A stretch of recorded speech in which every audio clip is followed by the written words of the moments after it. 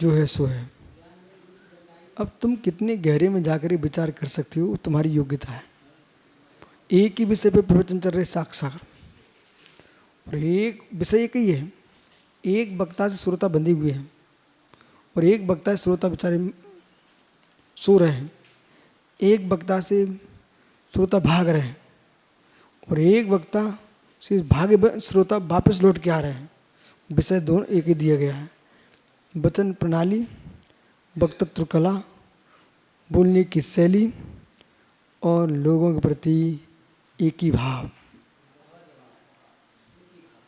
तुम एक ही भाव नहीं बना पा रहे, तो सब भग रहे हैं, और एक ही भाव बना लो तो सब बैठ जाएंगे।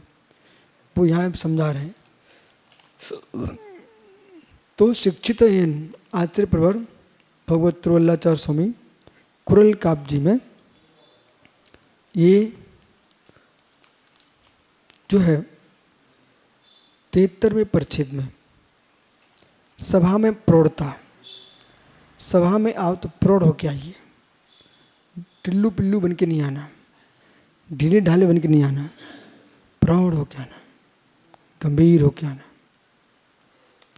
सिद्धांत दृढ़तायस्य राजते विज्ञ संसदि सा प्रज्ञुपदिशा मध्य समानतो विदाम्बरई। विदाम्बरई, विद्वानों में विदाम्बर श्रेष्ठ। कैसा? सिद्धांत दृढ़ता। देखो जो मैं आज लिख के वही सामने आ गया। सिद्धांत दृढ़ होना चाहिए। समन्वयवादी आदमी, समन्वयी आदमी धर्म की रक्षा नहीं कर सकता।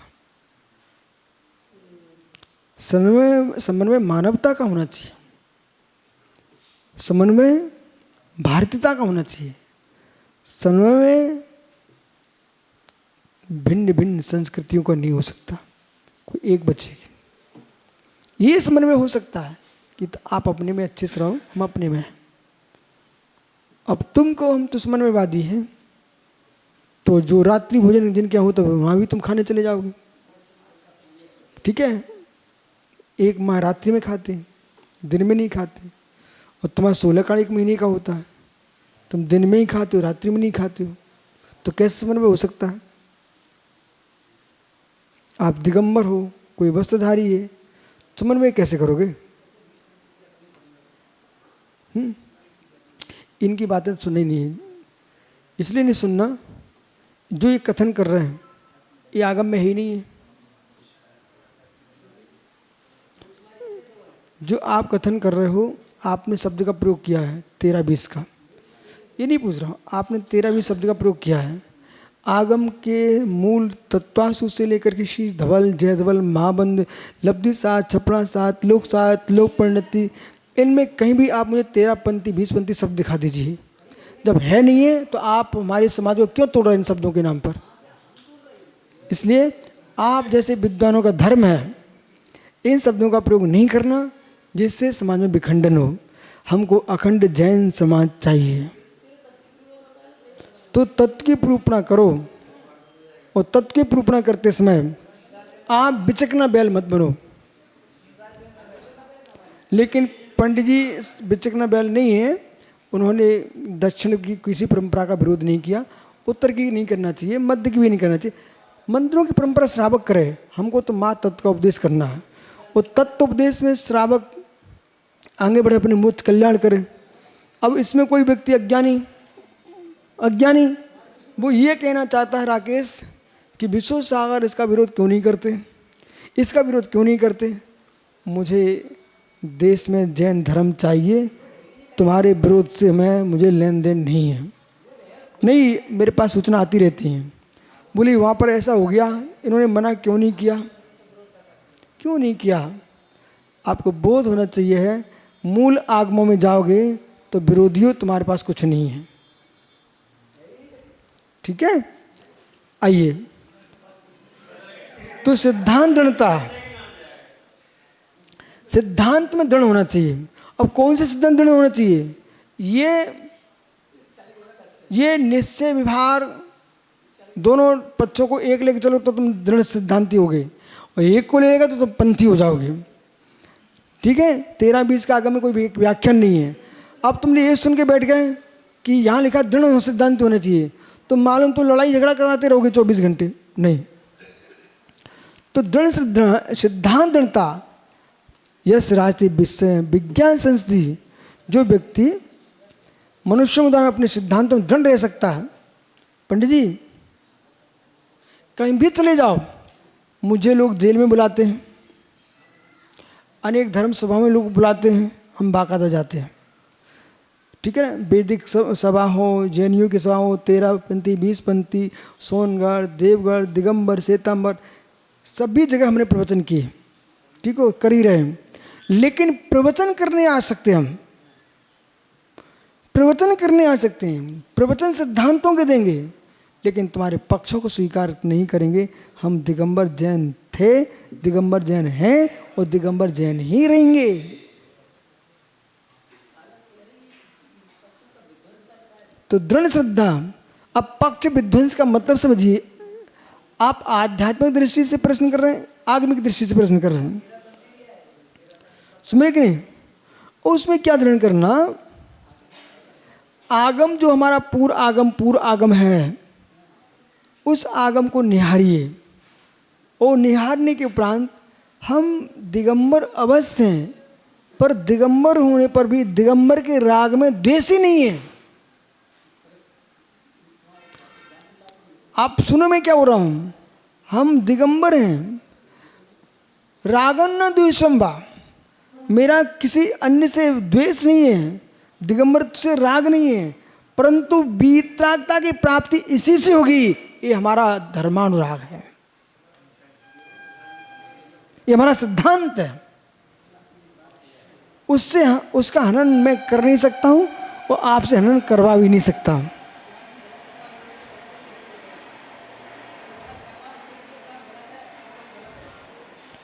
फिर मैंने ऐसे लोगों से प्रश्न किए जो दिगंबर नहीं है।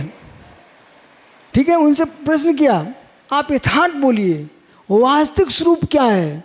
उनने बोला दिगंबर ही वास्तविक स्वरूप है। जो गलती कर रहा है ना, उससे भी तुम पूछो। शराबी आदमी से पूछना अच्छे से, प्रेम से, वो शराब नहीं पी रहा हो, कि शराब पीना अच्छी बात है क्या, तो कनकेत वो भी कहेगा अच्छी बात नहीं है। अपने बच्चों को वो भी समझाता कि शराब नहीं पीना चाहिए, वो अपनी आदत का लाचार है, न कि शराब को सिद्धांत कह रहा है। ऐसे ही आप जैसे रागी जीव हैं, कपड़े में बैठे हैं, कपड़े पहना तुम्हारा राग है, लेकिन कपड़े पहना धर्म नहीं है। बोलो बराबर। जितना प्रश्न करें उतना उत्तर देना सीखो। आपको आचरणभूत धर्म, सिद्धांतभूत धर्म, स्वभावभूत धर्म, ये सारे धर्मों की व्याख्या समझना चाहिए। हम आपको आचरण के धर्म की व्याख्या, तुम आप स्वभाव धर्म पे पहुंच जाते हो। ये तुम्हारी तत्व की भूल है, और इस भूल से तुम जगत को भ्रमित कर रहे हो। आपको ये बोलना चाहिए, जब ये कहें कि कपड़े उतारना धर्म है, तो कहना दिगंबर अवस्था के बिना स्वरूप की प्राप्ति नहीं हो सकती, ऐसा कहना। ठीक है। और जब ये कहें आत्मा का धर्म क्या है, तब कहना ज्ञान दर्शन। मुनि का धर्म क्या है, स्वभाव में लीन हो जाओ। ठीक है, इसलिए धर्म की परिभाषा आप एक नहीं कर सकते हो। एक करना है तो 32 स्वभाव धम्म बोलिए। ठीक है ना। इसलिए पंथों को भी धर्म कहा जाता है, मजहब संप्रदाय उनको धर्म कहा जाता है। अब आप आगे चलिए, ऋणत्यच धम्मो जीवलक्षणा धम्मो, 10वीं धम्मो, 10वीं धम्मो 32 स्वभावो धम्मो। ठीक है ना। दया विशुद्ध धर्मो, 32 स्वभाव धम्मो, ऋणत्य धम्मो, 10वीं धम्मो। ये सब धर्म की बात, परिभाषा धर्म है, सब धर्म है, लेकिन इनकी परिभाषा समझना चाहिए धीरे। और कर्तव्य में धर्म वेद कहेगा।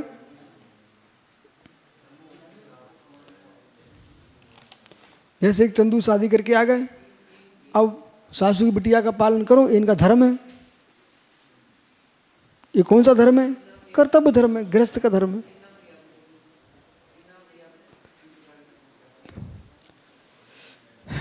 आचरणभूत धर्म, स्वभावभूत धर्म, लक्षणात्मक धर्म।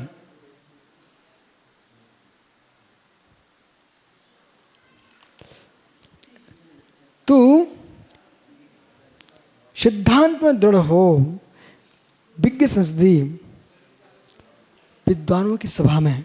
सुनो पंडित जी, सा प्राज्ञो विदुषा मध्य समांतु विदाम्बरी, वह जीव प्रज्ञ पुरुषों में, ज्ञानी पुरुषों में, विद्वानों में विद्वता से मान्य कहलाता है, जो अपना सिद्धांत में दृढ़ होता है। अपने सिद्धांत से डगमग नहीं होना चाहिए। ये तुम ज्ञानी जीव हो तो अपने सिद्धांत से डगमग हो रहे हो तो तुम अपने पक्ष के दृढ़ व्यक्ति नहीं हो, तो अपने पक्ष को ही नहीं रखोगे, क्योंकि तुम्हारा पक्ष ही दृढ़ नहीं है। तुम ऐसे आदमी को खड़ा किया क्यों जो कि कभी डमाडोल हो जाए? ऐसे आदमी को खड़ा करना ही नहीं चाहिए।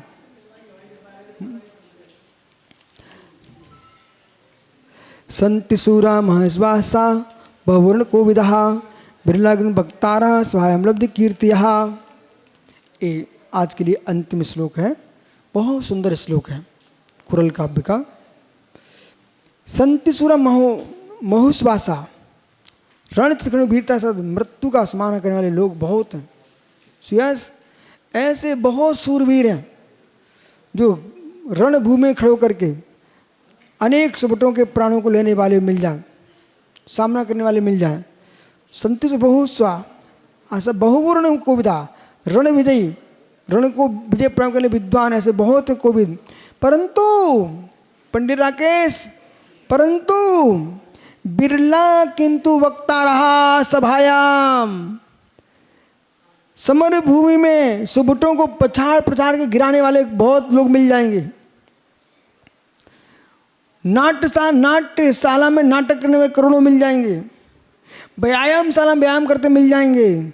लेकिन पंडित बिरला वक्तारा बेजी बिरले लब्ध कीर्तिया, जो कीर्ति को प्राप्त सभा को बांध के रखने वाले वक्ता बिरले हैं, जिनकी सभा में चींटी की भी आवाज ना हो, चरासी की आवाज ना हो। बार बार कहना पड़े शांत रहो शांत रहो, इसका मतलब वक्ता पे कितना क्वालिटीहीन है उसकी। दूसरे लोग खड़े हो जाएं चारों तरफ, भैया प्रवचन चल रहा है, तुम लोग शांत रहो, तुम लोग शांत, मतलब दूसरे लोग। वक्ता को ऐसा बोलना चाहिए महेंद्र भैया कि किसी को कहना ही नहीं पड़े कि शांत रहो। कोई बोलने की कोशिश भी करे तो श्रोते ही कहे शांत बैठो। तो यहां पर कह रहे हैं रण क्षेत्र में खड़े होकर के वीरता के साथ मृत्यु का सामना करने वाले लोग बहुत हैं, परंतु ऐसे लोग बहुत थोड़े हैं। बिना कहाँ पे श्रोताओं के समय सभा मंच में खड़े हो सके हैं। कब कब आते हैं, जैसे जनवरी का महीना चल रहा हो, माइक आते ही बकरी से निन्नाने लगे, ऊँटी घोड़े से निन्ना रहे, बकरी से मैं कर रहे। अरे भाई बोलो ना सूरता के साथ, वीरता के साथ। ये काला माइक काले नांग के समान डस लेगा, तुम मंत्र नहीं आता तो गरुड़ी बन के आना चाहिए। बामी में हाथ डाल रहे हो और मंत्र जानती नहीं, सांप तो डस लेगा।